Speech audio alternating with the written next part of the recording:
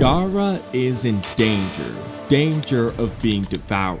Whether it's by Ryu, Matsuri, or someone else, Gaara is the most vulnerable target among the Shinju. Right now, he's trapped in Shinki's sealing jutsu and can only be freed by either Shinki or Ryu, who share Shinki's chakra and abilities. And as we know, Ryu's target for devouring is Gaara. Of course, there's the theory that Ryu is just pretending in front of the Shinju and actually retained his humanity somehow, and there is evidence for that theory, but as long as he's accompanied by Matsuri, Mamushi, or Jura when he goes to Gaara's location, it's gonna be difficult to keep Gaara safe. Unless, of course, Hidari's there. He's too dumb to notice anything. But even if we assume that Ryu is pretending, and that his true intent is to free Gaara from his seal and fight back against the Shinju, Gaara would still be in danger of being devoured by a claw grime or another Shinju, especially if that Shinju gets pissed off that Ryu betrayed them. Unless Ryu just bodies the other Shinju because he's that OP, but I don't think they'd go that far. This situation works really well for Matsuri though, since she's the one who created Ryu in the first place. Alternatively, if Ryu isn't pretending, he can devour Gaara with ease, facing no resistance unless the Konoha shinobi intervene and are strong enough to stop him. And unlike Konohamaru, who will also be nearby during his mission in the Sand Village, Gaara is unconscious and can't defend himself right now, making him the easiest target ever. At least Naruto is sealed away in another dimension that the Shinju seemingly can't access. On top of that, of all the Shinju's targets, Gaara is the most complete character, as in he has the least room and the least need to grow. You could argue Konohamaru is in a similar boat, but we've never actually seen Konohamaru undergo a real character arc since chapter 2 of the Naruto manga when he was like 5 years old. And we've already set the foundation for his next obstacle with Matsuri, so I'm inclined to believe Yukimoto has something in mind for Konohamaru's character. Gaara, on the other hand, has undergone dramatic changes over the course of the Naruto story, and we've watched him reach a satisfying conclusion to his character journey, with no new additions that imply he needs to grow further. This allows Gaara to serve as a satisfying goal within the plot, and to embody a theme within the narrative, much like Jiraiya and the Itachi Pursuit and Pain arcs, without feeling like you're missing out on Gaara's own character progression, as we've already gotten it. All of this is to say that if one of the Shinju's targets were to be devoured soon, it would likely be Gaara. I firmly believe that at least one of the Shinju's targets must be devoured eventually, as we need to know what happens if the Shinju succeed from both a plot and narrative perspective. It's an essential story beat. And frankly, they already teased us hard enough in the last arc when Jura and Hidari almost devoured their targets before they were saved in the nick of time. So to do that again would feel pretty cheap. All of this establishes why Gaara is in danger of being devoured, so now let's discuss what devouring Gaara could mean for the story. Depending on Ryu's motives, there's a few different routes they could take, but in all situations, I think they should focus on similar themes. The first option is to simply have Ryu himself devour Gaara, meaning he's not pretending to be a bad guy, where this affects Ryu in some unknown way and affects Gaara in some unknown way. While this can certainly work and fulfill some of the narrative elements I'll describe later, I personally find this to be the least impactful option for multiple reasons. To start, it's the most bland, obvious route, which isn't inherently a bad thing, but compared to the surprise factor of the other choices, I do think it makes this option more boring. More importantly, unlike the other Shinju excluding Jura, Shinki himself needs character growth. It's the one and only thing about Shinki's character that's been presented in the Boruto manga. Prior to his sacrifice in chapter 15, the only focus Shinki ever got was his small lesson from Gaara about how Shinki can and needs to grow as he finds his shinobi way. All we know about this character is that he is incomplete. We've already set the foundation to integrate him into the story from a narrative angle, so why would we remove him from the story in favor of a knockoff Shinki who is his own character separate from Shinki? That's just nonsensical. That's a role reserved for someone like Hidari, who's based on an already complete character, and seemingly the same for Matsuri and Mamushi, allowing them to undergo their own character arcs without sacrificing that of another. In which case, it's imperative to have another Shinju devour a human, and instead favor the character arc of Shinki himself, thus creating a through line between what was set up in early part 1 to what is currently happening now. This leads us to the following options, both of which operate under the same premise, which is to have Matsuri devour Gaara by the end of this arc. Gaara is not our current target, but we have seen Jura adjust his target based on the circumstances before him, so I see no reason why Matsuri can't do the same, and I think this can add an interesting element to the story. With this premise, we have two routes the story can take. The first is to use the theory that Ryu has actually retained his humanity as Shinki. In this case, Ryu basically is Shinki, so any development Ryu gets is applied to Shinki because their thoughts and humanity are the same.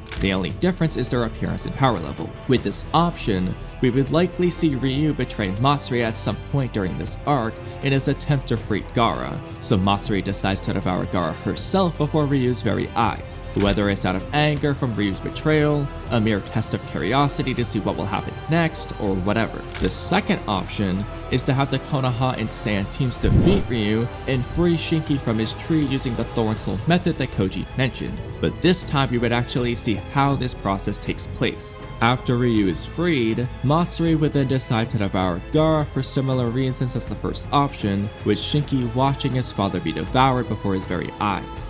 In addition to actually progressing Shinki's character rather than someone else's, both of these options add a layer of shock value in their own way. First by revealing that Ryu is a double agent in the first option, then by having Matsuri devour Gaara the moment you think the protagonists have finally won in the second option. In either case, Shinki would be forced to wrestle with the consequences of his decisions, but use his experiences to enhance his ninja way and pave the best path forward that he can. This works extremely well when we consider the specific lesson Gaara tries to teach Shinki at the end of the Momoshiki arc, especially with the added context of learning from Boruto that the anime provides, and consider one of the lessons Kurama tries to teach Himawari, and consider Koji's Shinjutsu ability and the thematically rich words he constantly says to Boruto, and consider what Boruto has been doing ever since the end of part 1. What better way to integrate Shinki in both the plot and the story than to juxtapose his development, a necessary character arc that was already laid out way back in early part 1, with that of Boruto, who essentially needs to do the exact same thing as Shinki if Boruto wishes to succeed with his goals. That's brilliant writing, assuming they actually do this anyway. And in terms of the plot, Gaara being devoured can present several new elements. First off, losing Gaara shakes up the political landscape of the Sand Village and the ninja world as a whole. The Kazekage is gone, so now they need another, most likely Shinki or Kankuro, and given the narrative elements I described earlier, it would probably be Shinki, which also parallels Gaara becoming Kazekage around Shinki's age for similar reasons. Second, ideally, the Shinju devouring their targets would do something different from that of the claw grind, whether it kills the target, merges them with the Shinju, directly transforms the devoured target into a Shinju rather than leaving him alive as a tree, or whatever. As long as it's something different from the process with the claw grind, we now have a new plot element that can substantially raise the perceived threat level if it's any of the examples I listed, as you wouldn't be able to free Gaara in this case, and could potentially raise the power of the Shinju's forces to a significant degree. And third, coinciding with the previous point, Gaara being devoured is the best demonstration of the threat level that the Shinju pose to the world, as not only are we losing our strongest shinobi to this threat, but our strongest shinobi could very well become part of that threat, with no hope of returning to the good side, making it a double whammy of bad for our protagonist. Losing Shinki to the Shinju might be emotionally impactful to some anime fans, but it wouldn't be as menacing as losing Gaara. And losing Gaara would also be more emotionally impactful to the Naruto fans, which might outweigh the Boruto anime fans if we're being honest. I know Gaara already lost to Matsuri, but Shinki was still able to save him. It's different if Gaara is devoured and genuinely taken down for real. And thematically speaking, there's a lot they could play around with using some previously established Naruto and Boruto themes and any new themes they might present. For a few examples, we have the parent and child theme, where if Jura plays the role of a father for the other Shinju, we could have Shinki eventually overcome one of the Shinju, whether it's Matsuri, a new Gaara Shinju, or whoever, because of something Gaara gave to Shinki that contrasts with that of Jura to this other Shinju, which acts as his son. This is essentially the narrative premise of the Kawaki arc, and this is something they could also do with Saren and Hidari as well. They also have what it means to be a shinobi, which is likely to pop up somewhere given the premise of Shinki's character arc that was laid out in the Momoshiki arc. And of course, the recurring theme of the next generation surpassing the previous generation, which would be shown symbolically by Shinki eventually overcoming one of the Shinju, as long as it's from an older generation like all the others so far, regardless of any other thematics behind it. Now, in the hypothetical case where Shinki is freed and Gaara is devoured by Matsuri and becomes a Shinju instead, one potential issue you're liable to run into here is having things be too similar to Sarada and Hidari. But this can be easily mitigated by simply focusing on different themes and character arcs. Hidari and Sarada can obviously have a focus on identity, while Shinki and the Gaara Shinju can have a focus on something else, such as the parent and child dynamic I outlined earlier, Shinki Shinobi Way, or whatever. Just don't make it the exact same identity thing as with Hidari and you're fine. After all, they've already done this with Naruto and Boruto, Sasuke and Sarada, Jigen and Kawaki, and Naruto and Kawaki. What's important is that they are expressed differently to impose a different message or to impose the same message in a different way, which they can certainly do here. Now, to address the elephant in the room, since I'm sure nobody wants Gaara to die, while you certainly can have Gaara die and it would work great for the story, you don't need to. Just put him in a state of paralysis, merge him with a Shinju, have him become a Shinju via a different mechanic, or introduce something completely new. Death is not the only option, even if it works for the story, so I wouldn't worry too much about that.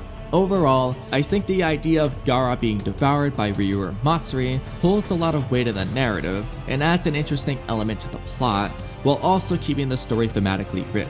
It feels like a very strong choice for the story, but let me know what you think. Do you like this idea at all? If so, which of the three options do you like best? Do you prefer Ryu to devour Gaara himself like a normal Shinju, then be freed at a later point? Do you prefer Ryu to be a double agent who retained his humanity and tries to fight back against the Shinju, only for Matsuri to devour Gaara instead?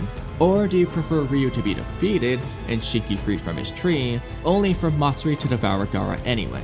Let me know in the comments below. Watch this video here for more of my content, subscribe and like the video if you enjoyed it, and turn on notifications so you don't miss out. Thank you so much for watching, and I'll see you guys next time.